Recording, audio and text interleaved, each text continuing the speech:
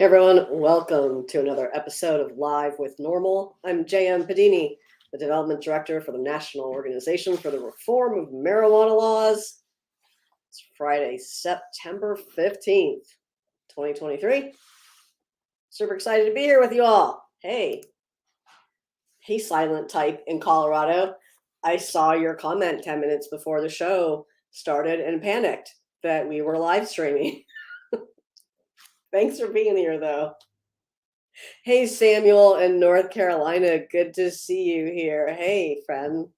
We're working on it. And if you're not connected with North Carolina NORML yet, please be sure to do that. Hello, Coleman. Where are you watching from? Hi, Sherry. Happy Friday. Can't wait to see you, friend, in just a few weeks at the fundraiser at Ink Sanity Tattoo. Hello, Skyline. Hey, Chris. Chris, what kind of tests are you talking about? Because you're kind of right there, my friend. Hello to you too, blazing CPAs from Maryland. Hey, Bobby in Michigan. Hey, Scott, good to see you. Welcome back. Chris. All right, Chris, thank you. So a few minutes ago, Chris said tests aren't good enough to prove impairment. And then I said, what kind? And Chris said mouth swabs. And you know what? Chris is right. It's not what they do. What they do is they can indicate that consumption might have occurred. That's really about it. There are tests for impairment, but it's not anything that involves fluids testing. It's going to be software-based testing. Those are tests that can actually measure impairment regardless of substance or reason. Now, in many states, they still rely on some,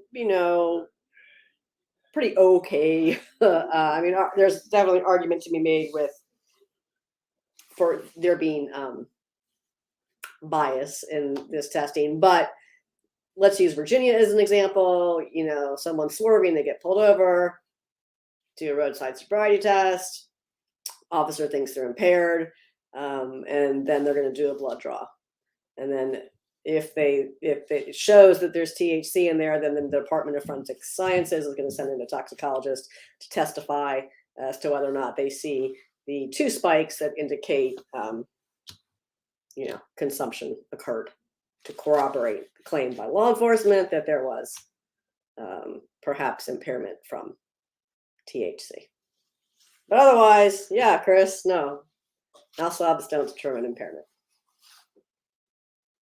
Hey, Dan. I'm not going to speculate on the next farm bill. I am going to say, though, that I think it's fun watching people talk about THCA flower. That's called weed. I know that's probably makes a lot of people cry full spectrum tears when we say that, but that's how it works. Hey, Kelly, good to see you back. John, are you in Kentucky, John? What kind of help do you think Kentucky needs? I mean, they're arguably one of our best chapters. I think they're doing a bang-up job. In fact, since you brought up Kentucky NORML, we do give them all the love possible, though. Their live stream is actually in 6 days. I was wondering how math worked for a minute there. September 21st. I hope that's right, Lauren. I'm gonna take a quick peek. That's what I wrote.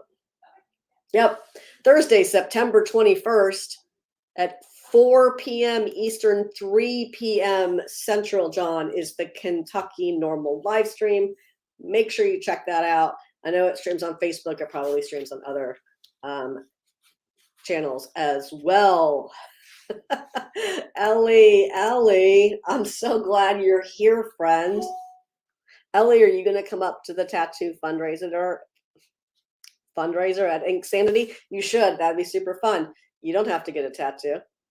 You could though. And hey, Ellie says happy Friday. Are you registered to vote? I hope you are. I hope everyone is. If you're not sure, you know what? I can help you out. I can help you out with that. We have a website for that. And I'm glad you said that, Ellie, because I'm just going to throw it in here right now. Hey, whoa, that's a lot of not what I want to throw in there. That's a lot of hashtags. I did it. Okay.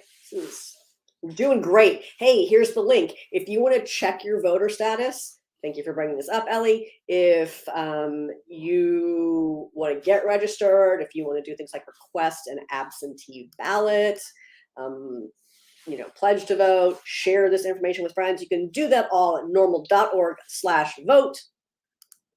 And you can be awesome like Ellie and pop into live streams and be like, hey, are you registered to vote? If not, go to normal.org/vote. Make sure your information is all up to date so you can vote in the next election. Hey, Fred, happy Friday. Hey, Skyline. Skyline asks, what changes do we see the Virginia Cannabis Control Authority making in January regarding home cultivation? None, absolutely none, because they don't. They're not legislators, they're regulators. So unless there were legislation requiring CCA to take action, they can't. So nothing, absolutely nothing is what I expect to happen in January. CCA is the regulator, will become the regulator of the medical cannabis program in January. So they may make some hopefully much needed improvements to the program that are allowed within the existing legislation. But other than that, if it's not legislated, they can't do it.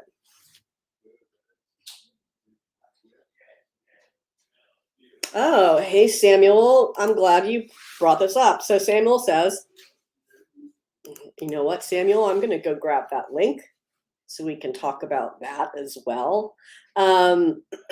So Samuel mentions that in North Carolina, last week, tribal voters approved a measure to allow the sale of adult use cannabis, specifically members of North Carolina's Eastern Band of Cherokee Indians. So they had a referendum, and it looks like, at least according to the early results, it was about 70% of voters backed the measure. And, this tribal leaders have previously approved regulations to allow cannabis use for medical purposes. They haven't begun engaging in sales of any medical cannabis products, but they're moving forward with this. So now that this has happened, the referendum will allow the tribal council to develop legislation to regulate the market. Now, what Samuel says is they need a lab there to have product tested, so hopefully they can go to market. And I presume that they will be accounting for such common sense measures. Who wants product that hasn't been tested if you didn't grow it yourself, right? We've had a few comments and questions about this, Samuel. Thanks for bringing that up. Super important that consumers have access to products that are safe, convenient, and affordable. Safe is first. We've got to talk later. What do we got to talk about, James? Oh, I bet I know.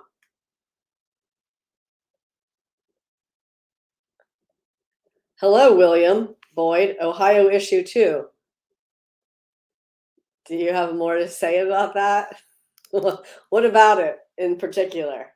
Yes, there is Ohio issue 2. Do you have questions about it? Do you just want me to give it a big shout out like, hey, everyone, Ohio should legalize cannabis this time? You know what, William? We have a write-up about that. There you go. I just shared a link that tells you more about the major marijuana legalization vote coming up this November in Ohio. And we did just share an article. I want to open too many tabs, man. That's going to be bad. But we did just share an article that NORML's political director is quoted in on our Facebook this afternoon that compares this measure to the measure that failed a few more than a few years ago, and why this one is smarter, better crafted. So, I think the large questions around Ohio's ballot measure is, can it win? Yes, it absolutely can win. Will it win? That still remains to be seen, and it's up to people like you and me to help get out the vote in support of this effort.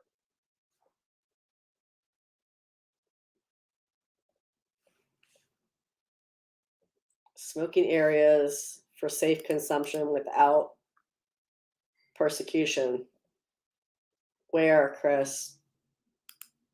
Where? I mean, that exists in some states. What state are you talking about specifically? Hey, Tree in North Carolina, good to see you. Oh, you're in Nebraska. Oh, okay. Well, a lot of things about Nebraska. You need a lot of things there. But since you brought up consumption venues, it's really important that states grapple with the reality that when a product is legal, people want to be able to consume it. And cannabis, particularly when it's smoked, doing so is often prohibited in rental housing, for example. It's often not legal to consume cannabis in public. Some states have been smart on that, like New York, where if you can smoke tobacco, you can smoke cannabis. Other states are not smart on that. Some make it a crime, some make public consumption a civil penalty, a fine, like in Virginia. But if you don't give people a place to consume, then they run the risk of violating the law. Interestingly, some of our stories this week, not specifically that issue, but something that is related to that. So this week, the California Assembly advanced a bill to the governor that would allow cannabis consumption venues already licensed to operate in California. It would allow them to also sell foods, to sell non-cannabis food, and to host live performances like concerts at those establishments. So it'll be interesting to see the governor's action on that legislation. What we can compare this to is not posted weird. What we compare this to is alcohol, right? It's this extraordinary burden on law enforcement to have to determine if consumption is happening at an establishment. Is that okay? Is that legal? You know what helps clear that up? A license. Just like you get a banquet license or from your local alcohol regulator to have alcohol, at your wedding or at your restaurant or bar. You can do the same with cannabis and make it easier for everyone. So.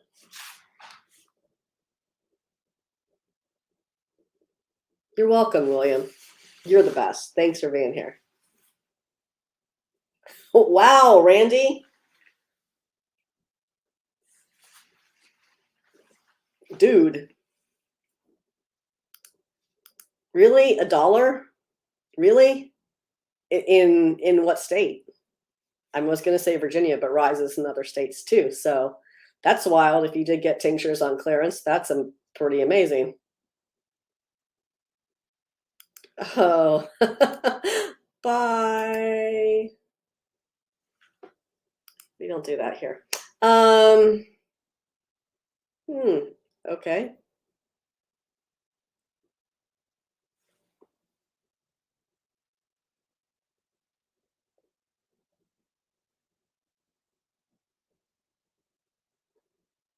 Oh, okay. Thanks for sharing, John.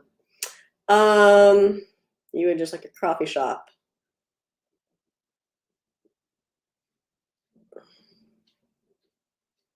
Huh. This is interesting. Hey, Jason. Jason. Listen, elections have consequences. North Carolina has not elected people who are supportive of legalizing the adult use of marijuana. But there is some hope on the horizon for meaningful progress as it relates to medical cannabis. It's okay to take those small steps forward. Look, I get it. It's not cool. It's not sexy. It's not everything you want right now. But it's okay to just like put one foot in front of the other and get where you're going, right? So anytime soon, like, what do you mean by soon? Listen, you can start somewhere. You can start in medical cannabis. North Carolina, I know you can do it.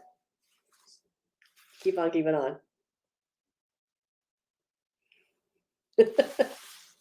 Yeah, Chris, exactly, right? So, it's nice to be able to go somewhere.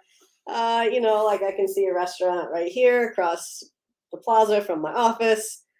I could go in there. It's actually a brewery, but they're all restaurant now too. I could go in there. I could get a craft beer if I wanted, and I could get some food, and I could play board games and watch TV with my friends. Um, Adults should be able to do the same thing responsibly with cannabis, and that makes it easier for everyone. I will agree on part of this sentiment, Samuel, but I don't think North Carolina is going to be the last on cannabis because there are states like Idaho out there that are busy being Idaho. I know, Russ, you're working on Idaho, but Idaho gonna Idaho.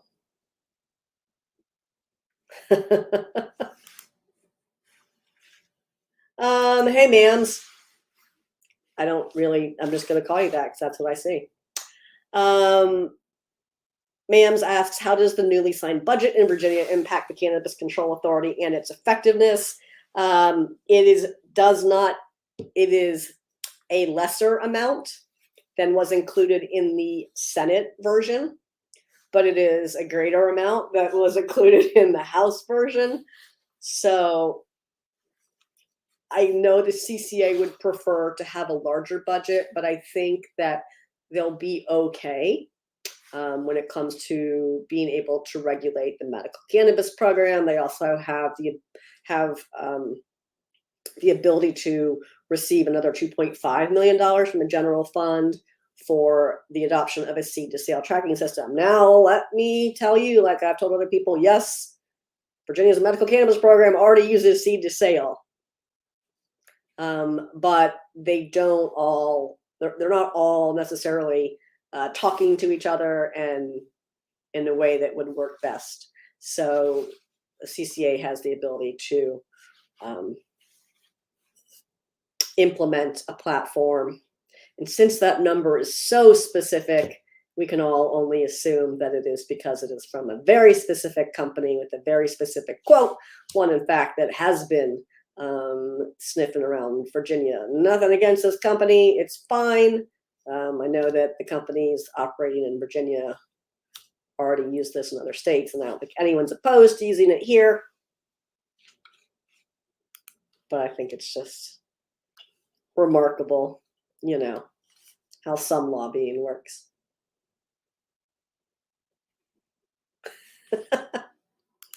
Right? Kelly knows what's up. Hey, Steve, good to see you. Tree, I think this is interesting, okay? We got this a lot, right? So, right, I agree. Hopefully, Cherokee having passed this referendum and moving forward with adult use put some amount of pressure on North Carolina in the right way. Is it going to? I don't know. What I can tell you is the question that we got asked a lot here in Virginia. It was like, oh, well, do you think that, Maryland legalized after Virginia, and Maryland already began sales? Do you think that's going to impact Virginia? No, I don't think that's going to change our governor's reluctance to care about this issue in any way, shape, or form. What is this referendum going to do for North Carolina? I think it's going to be really interesting to watch that and see how the state responds to what the tribe is doing.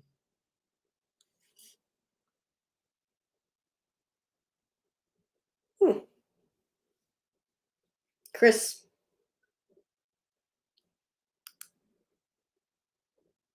I know you just told me this like 5 seconds ago. Sorry. Sorry. Where?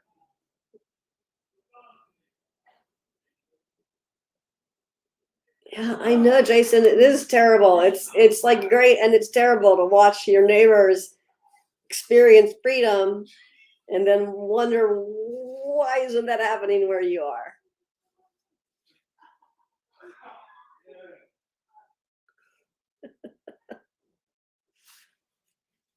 Oh, hey, I want to talk about this. Okay, so this person says, I wish Georgia would stop this 5% THC medical and no smokables. Edibles take too long to give me relief. Sounds like you have poorly formulated products in Georgia. What's interesting is that Georgia, Virginia, and excuse me, white choke. Georgia, Virginia, and Texas all started with the same, essentially the same type of legislation. The same, the quotes are important, low THC, limited licensure, limited availability, limited conditions. Virginia blew that out of the water, got rid of all that nonsense real quick. Texas is still sort of like coloring inside the lines, but you can really get what you need in Texas. In Georgia, Georgia, what are you doing down there? But I will say this. I'm not saying your program's perfect or heck that it's even good, but I think it's funny when people talk about percentages. It's important to know that percent in a liquid versus percent in a flour versus percent in the solid, those are all really different amounts. So it certainly was emotionally comfortable for these then conservative and still in some cases conservative controlled legislatures to pass a bill with a number like 5 because it sounded low, but also 5% means 50 milligrams per milliliter. That's a lot. Thank you for coming to my TED Talk. We haven't even gotten into the news yet. This is well, we guys did one story.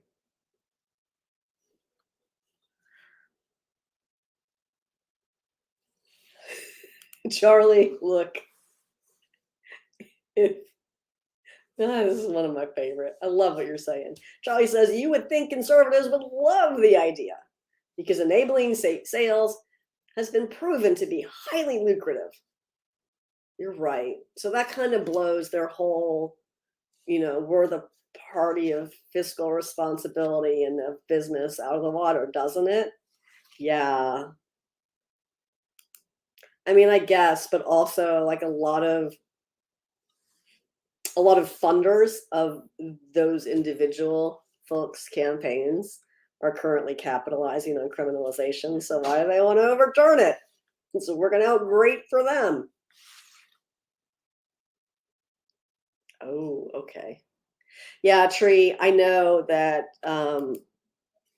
some people have different experiences with edibles, particularly if they're not well made or if they're not formulated to be fast acting. All right, let's talk about some stuff. We already talked about California. That was fun. Hey, but since someone, well, this is about oil. Let's talk about oil. So there was a 3-month observational study done that's going to be not surprising literally to any of you, but that's okay. I'm going to post this again because I don't know if it's posting properly. I can't even see that. But listen, so it turns out the use of plant-derived cannabis extracts is associated with health-related quality of life improvements and things like pain and fatigue for patients suffering from chronic conditions. So you probably knew this, but everyone likes to talk about how we just need more research. There you go. There's some more research for you.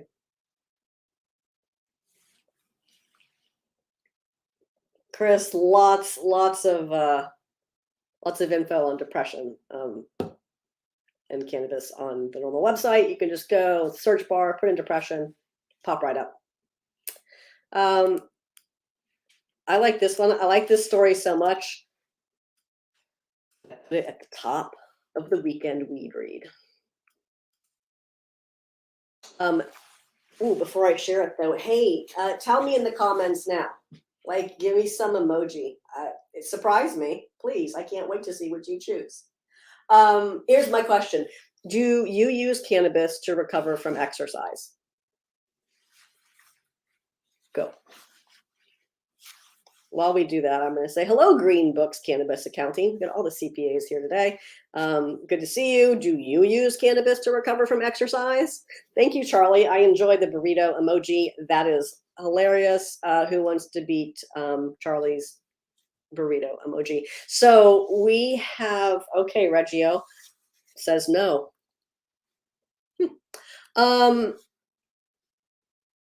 Well, in fact, there was a survey done, a survey of people who exercise frequently. And thank you, Green Books. Thank you, Cody. And it's going to come as no shock to you when I tell you that 80% of those surveyed answered yes. When asked, do you feel that THC aids in your recovery from exercise?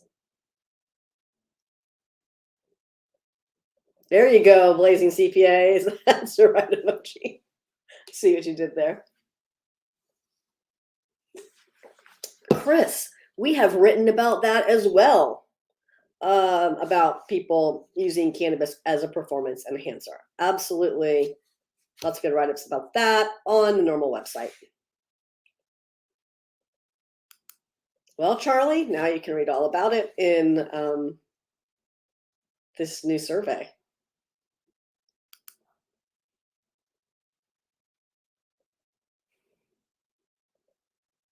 Rodrigo, look, you're going to have to be in a,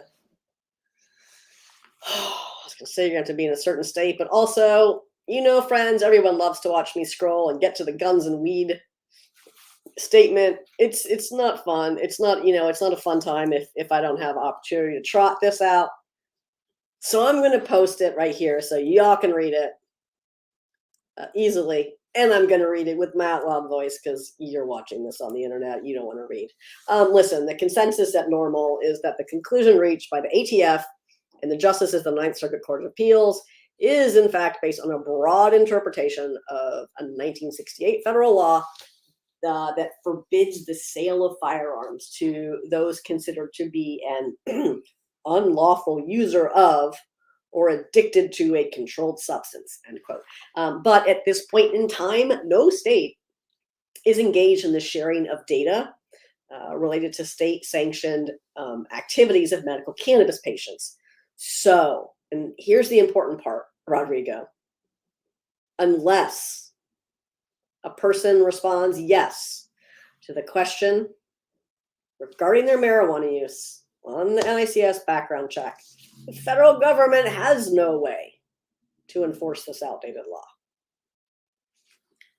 Furthermore, since the passage of the Rohrabacher-Farr Amendment, which has been called a bunch of other names since, the DOJ can't use one single federal dollar to prosecute medical cannabis patients who are engaged in state-sanctioned activities. So the TLDR, Rodrigo, is it's all depends on how an individual answers the background check form question.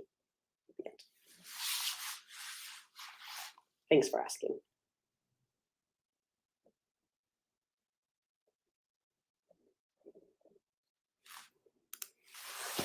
Man, I can't believe you remember that brownie stuff from like 100 years ago, but you're not wrong.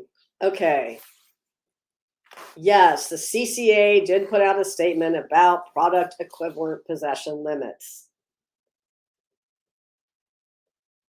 First, they just adopted the draft regulations without any public comment. And we were like, maybe no, don't do that. And then they were like, okay, we're going to vote. We're the CCA board of directors, not the staff. CCA board of directors is going to vote again in October on these. You know, making me work today. You can read the draft regulations. I'm going to see if I can find them real quick for you. It's nothing going to be quick about this. Well, why would it be easy to locate?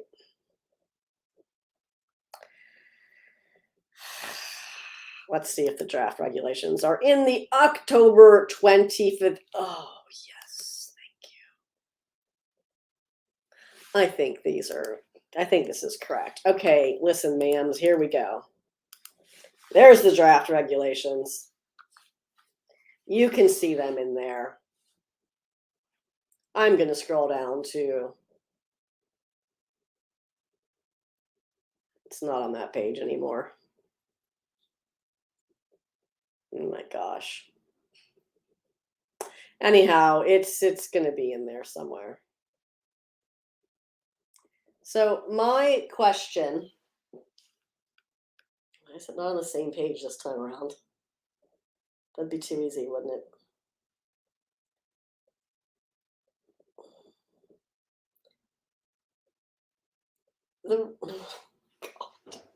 The real question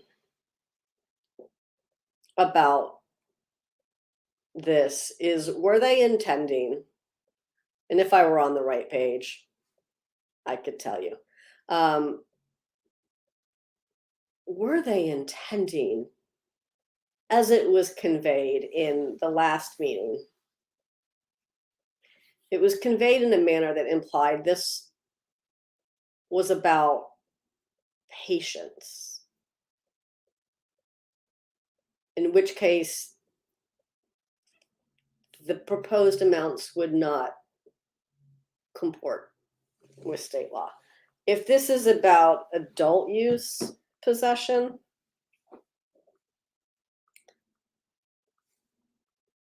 then it would be about what one can possess in public. Anyhow, this is literally nowhere in here to be found. So useful. We'll circle back to that. Wouldn't it have been fun if I were prepared to talk about that? I wasn't. I think it's in there. Oh, wait, maybe it is.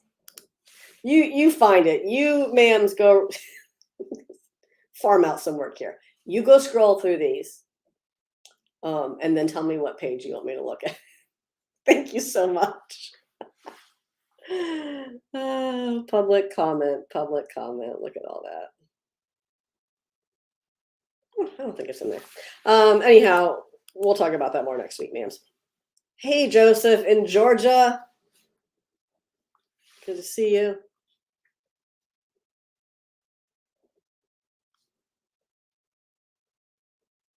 Yes. Hello, Open Can Network. So Open Can says CBD has been shown to have neuroprotective effects, any similar evidence in muscle recovery / workouts. Off the top of my head, I can't tell you that it's going to be specific to CBD. In this latest survey, it was again about consumers' perceptions, and it was about THC and CBD separated, and they had consumers had much stronger feelings about THC than they did about CBD, undoubtedly because of the pain relieving qualities that CBD has versus some anti-inflammatory properties that CBD has. Hey, Jason and Red Wing. I have on Red Wings today. I have on Red Wings every day. No one wants to see your shoes, JM. What the hell are you doing? I hope that entertained my sibling. You're welcome.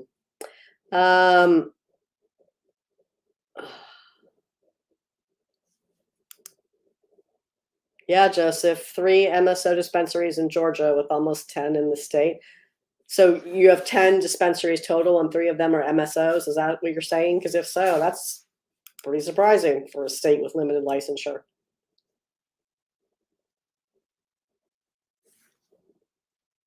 Hey, John Kelly Roberts. What's up?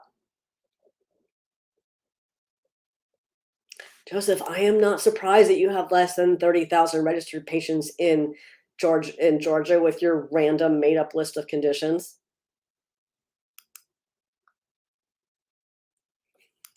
Listen.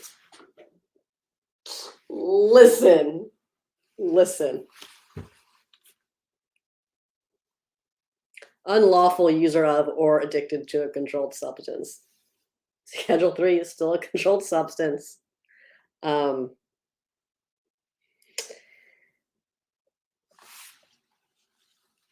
are a lot of things wrong. Look, it's not to say that it wouldn't be a step forward, right? But moving cannabis from Schedule 1 to Schedule 3 does nothing to end the conflict between state and federal law. Every dispensary that's operating under adult use would still be in conflict with federal law. Every dispensary that is a medical program that's not operating as a pharmacy in conflict with federal law. Cannabis would only be available by a doctor's prescription. We don't prescribe medical cannabis in the United States. It's available by recommendation or patient certification, not prescription. That's very different. That means to write on a DEA numbered prescription pad. So NORML, we are not of the opinion that this moving to Schedule 3 just fixes everything or really fixes half the things that people think it does. What do we know? What about HIPAA laws, John Kelly Roberts? What about HIPAA? What about it? If your medical program is really a true medical program and their health records and they're protected under HIPAA law. If it's not, then that sucks. You're right, Kelly. They sure do. They sure do. Tree, I don't think that's going to happen.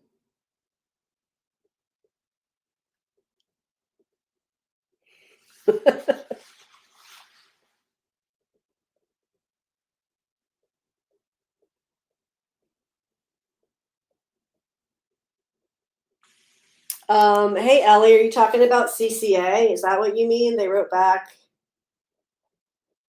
and added that every dispensary has a pharmacist on site. In Virginia, that is accurate because our dispensaries are pharmacies. And they're required to have a pharmacist on site, and they are required to offer patient consultation on demand.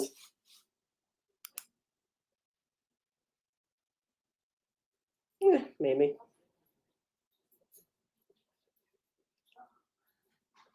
You're welcome, Susan. Thank you for being here. Rodrigo, where did you hear that? What state? They're always trying to figure out what constitutes a DUI for weed. They want a magic number because they have a magic number for alcohol, so they think they're going to get a magic number for cannabis, except that's not how THC metabolites work. It's really funny to watch like everyone froth at the mouth over getting a special prosecutorial tool for one single substance, when really all they need to do is go buy the software, the impairment software that's widely available. Like if your actual goal is to measure impairment, you can do that. That stuff is available, but it's not. Your goal is to get people for using cannabis. You get them because they're bad. What? It's crazy. Like, you don't actually care about impairment. If you do, you just go buy the software. Yeah, John Paul did say that. It is, and look, none of us are saying it's not meaningful. It just doesn't do what people think it does. It's not the cure-all. It doesn't fix everything. Rescheduling what people think it does.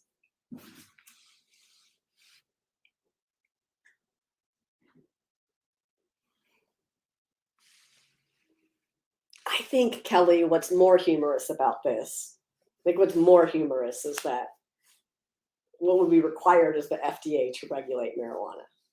FDA doesn't regulate plants. Magically, they're going to do that for cannabis? Okay. Yeah, Jason, extra taxes and dispensaries is a terrible idea. Like, you know, a little bit of tax, that's fine. But when you overtax consumers, they don't want to pay a lot. Like states that don't tax their medical program, smart. A little bit of tiny little bit of tax, okay. Big fat taxes, particularly on adult use, bad. Drives consumers away from the regulated marketplace. Not smart on public safety. Oh, good job for that police station in Michigan. Thank you, Rodrigo.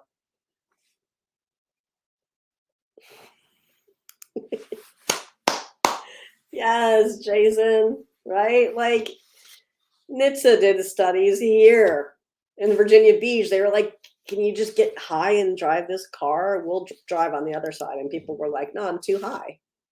I don't want to drive the car. Thank you. They were like, that was a surprising finding.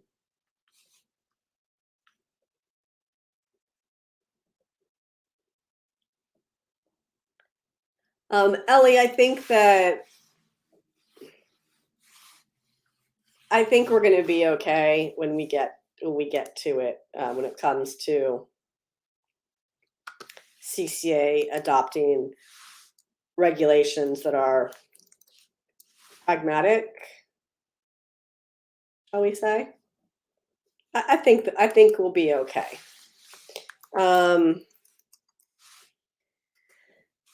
I'm actually going to go look for the regs again, because I don't think that was. Can these please be the right ones? Oh no, the requested page cannot be found. So helpful. Whatever, Ellie, go look on the Virginia NORML Facebook page and get that link and see if that works.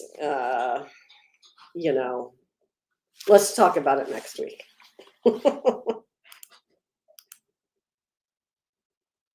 You're welcome, John. Good to see you.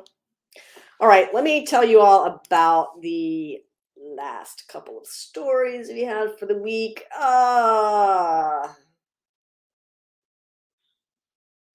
Fire? Like, be more specific about fire. I feel like that's a word that means something else, and I should know that, but I don't. So tell me what you really mean, Chris.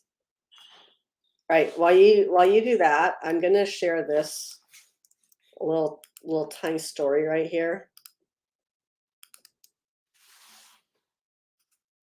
And what will come again is a surprise to none of you. Many nurses say that they don't receive any training on medical cannabis. If you read the rest of the study, they say they don't receive any training on adult use cannabis either, and that's not serving them when it comes to providing meaningful health care to their patients. Good news, nurses. This is available for you on our website. You can get it in print copy like this and keep it on your desk like I do. You can get it in electronic version in the Kindle store on Amazon, and you can get it for free in internet form on our website in the Medical Cannabis Research Library at NORML.org. All of this book is available in its totality, not only in web form, but there's PDFs of each section. And of course, the hard copy is the best. So we got you, even though your school didn't.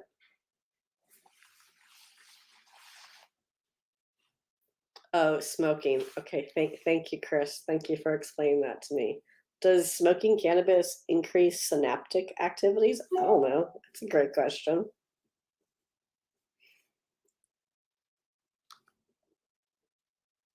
So yeah, that's a surprising amount, isn't it, Tree?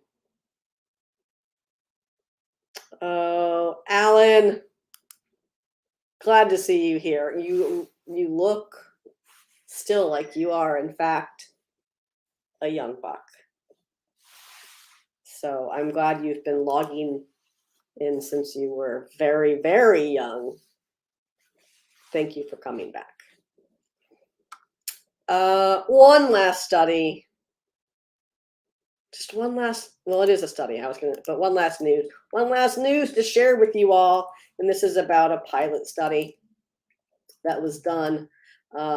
It's not new research, but it's still great research that talks about vaporized cannabis, herbal cannabis in a vaporizer, not oil in a pen, not smoking cannabis, but vaporizing herbal cannabis for patients with PTSD, and that they did, in fact, experience symptom improvement. Again, we've reported a lot on symptom improvement related for PTSD patients using cannabis.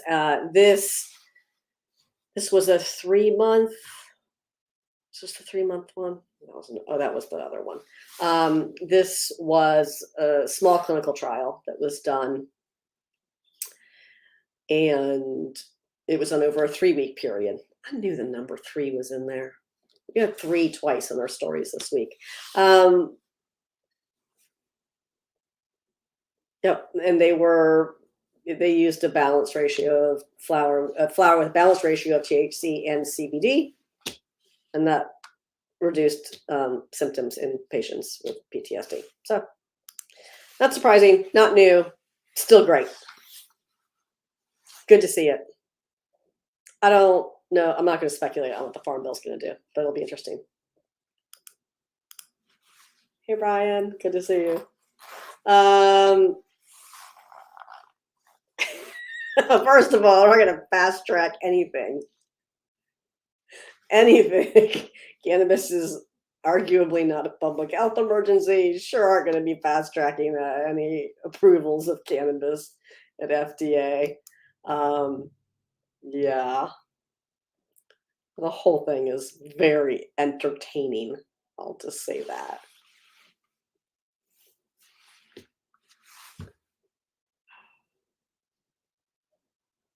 Huh.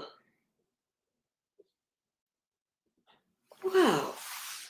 Lane in Kentucky. Number 1, I'm so sorry that happened to you. That sucks. That's terrible. Don't people have better things to do?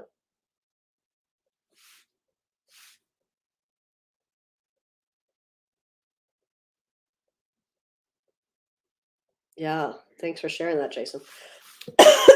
Excuse me. I'm just gonna choke. Hello.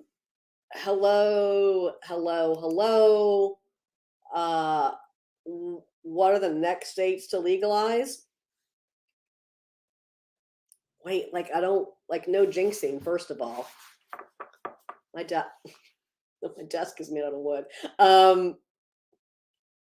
But Ohio has legalization on the ballot in November. So Ohio could do that. That's what I'm going to say. Ohio could do that. Ohio could be next. Hey, Mark. Mark asked if cannabis moves to Schedule 3. Well, medical card holding growers, I don't really know what that means. Like, do you mean like if you're a medical patient and you're allowed to cultivate cannabis in your state for personal use because you're a medical patient, we need to do anything different? For what? It's if cannabis became Schedule 3 tomorrow, there would still be a conflict between state and federal law.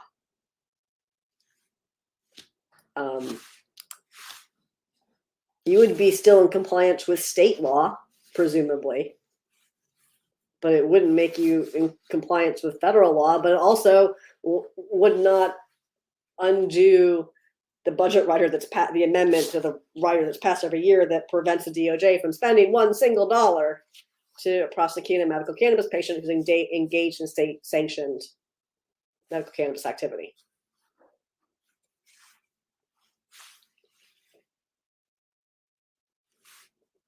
DC says humans have been using marijuana for thousands of years, but we need more research before it's legal is hilarious. It is, in fact, hilarious. What's arguably even more hilarious is the amount, the volume of research that exists. But we need more. But like, what's wrong with the 40,000 studies on PubMed today? Is that not enough? We need, no, it's not. It's not clinical trials. We need the gold standard, double-blind, placebo control. Okay, there's over 100 of those. What? No? Okay. just making up nonsense. Thank you, Mark, for answering the question. If you're comporting with state law, you'd be comporting with state law. Would state law would still be in conflict with federal law, though? Why is there nothing about anxiety? I would encourage you to just search anxiety, and then you'll get a lot more hits. I think that what you're looking at is the PDF version of this, honestly. And this is not an A to Z of everything. This isn't, here's everything that cannabis is good for. This is sort of a greatest hits. There are a lot of studies about certain disease sets that have really fantastic studies, and that's what's in this book. I guarantee you there is plenty on anxiety, though. Just use the search bar on the NORML website, put in anxiety, you'll find a lot. And I personally have been adding tags to the stories that do mention anxiety to make it even easier to find them.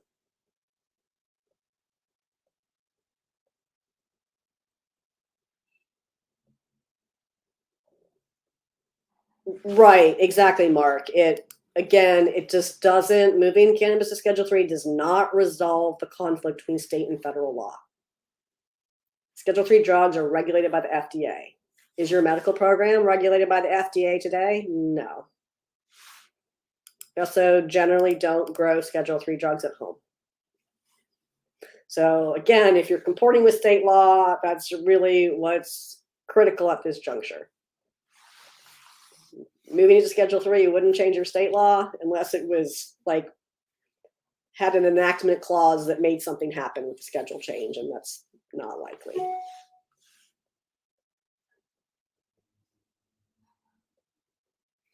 Maybe, Mark, maybe it changes it, but Mark says in Washington State, growers can't make medical claims on packaging. I mean, nowhere in the United States can you make medical claims on cannabis or CBD products.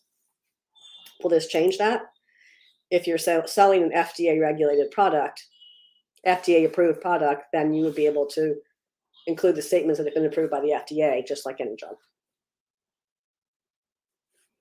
This is fun.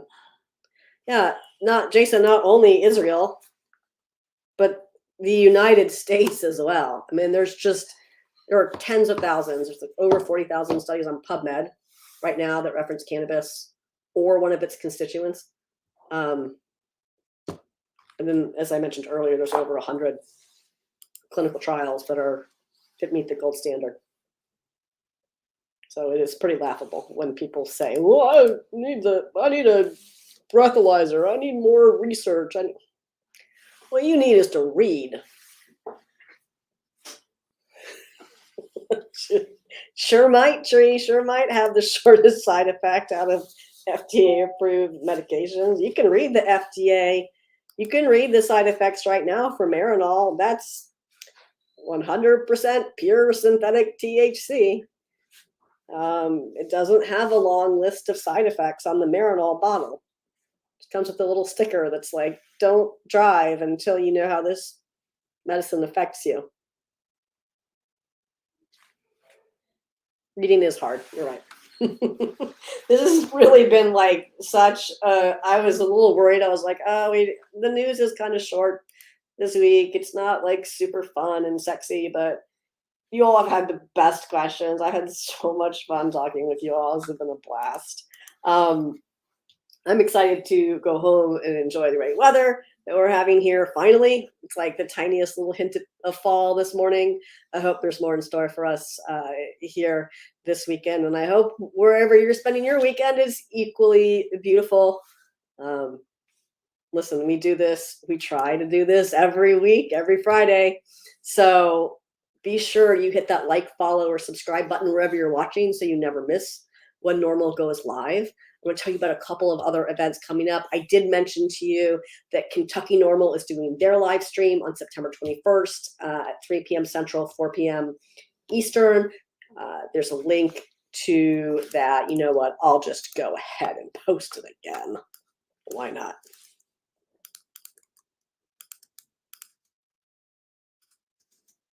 Oh, that's something. So there it's the Kentucky NORML live stream info. South Carolina NORML does a weekly live stream. Thank you, Scott. Theirs streams every Wednesday at 7 p.m. Eastern on their YouTube. There is a link to South Carolina NORML's weekly live stream. I see your comment, Ricardo. I'm going to get through these and circle back up. Hey, I know it's September, but in Virginia, we're just getting around to hosting our state pride. Whatever. Maybe it'll be cooler than it was in June. Temperature-wise. I'll be there. You should be there too. Come see me at Pride Fest on Browns Island on September 23rd, 12 to 7. It's free. It's fun. There are 2 stages. There's a kid stage. There's the regular main stage. There's yours truly right in between with all kinds of super fun swag that you can donate to support Virginia NORML and get. And 2 more things. A NORML fundraiser coming up at Ink Sanity Tattoo. I've mentioned that a couple times earlier. Thank you so much, Sherry, for hosting. This is in Leesburg, Virginia on October 7th, 12 to 7 p.m. I'll be there. I won't be getting a tattoo, but I'll be there watching you get yours. Also, tons of cool swag. Donate, get that. And then last but not least, and arguably the coolest event that I'll be going to this year is the NORML Key West Legal Seminar. And you guessed it, Key West, Florida. This is November 3rd through December 2nd.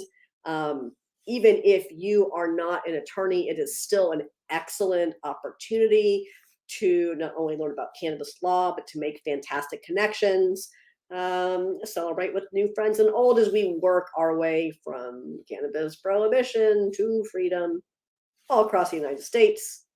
Again, that's norml.org/Key West. All right, I told you about all the things. Hey, if you're hosting a NORML event, you're a NORML chapter, you're hosting a NORML event, I couldn't find it on the internet, so it's not included. You should probably put that on the internet. Or let me know. It's real easy. Just send me an email. Thank you, Scott, for making sure I had your stuff last week. do have a normal community online. It's right here.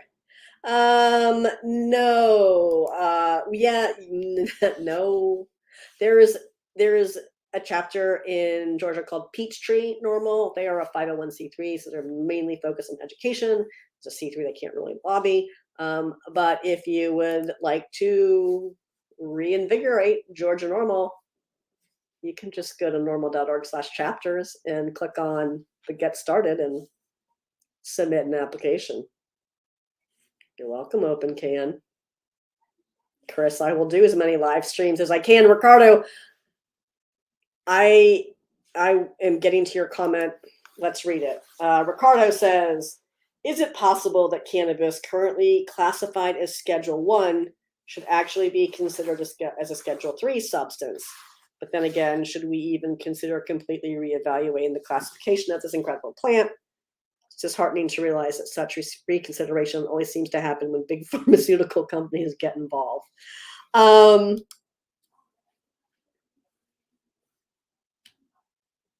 I mean, there have been scheduling reviews that had nothing to do with pharmaceutical companies. NORML has initiated scheduling reviews in the past. Of course, we know that the DEA has rejected all recommendations to reschedule in the past. Thank you for that comment. Thanks for being here, Jason. Appreciate it. Chris, good to see you here as well. Hello, Todd. Thanks for joining at 5:01. We're usually done by 5, but we've been having so much fun. We've been hanging out a little longer. I don't think that's going to happen, Jason, but needs to be just removed from. Listen, at the end of the day, marijuana needs to be removed from the Federal Controlled Substances Act. You know what's not? You know what substances are arguably more present more health risks than, I was going to say dangerous, present more health risks than cannabis? Alcohol and tobacco. You know which ones of those are scheduled? Neither. Just remove marijuana from the Federal Controlled Substances Act, and then guess what happens? Then states aren't in conflict with federal law. Then states can continue setting their own cannabis policies without threat of federal interference.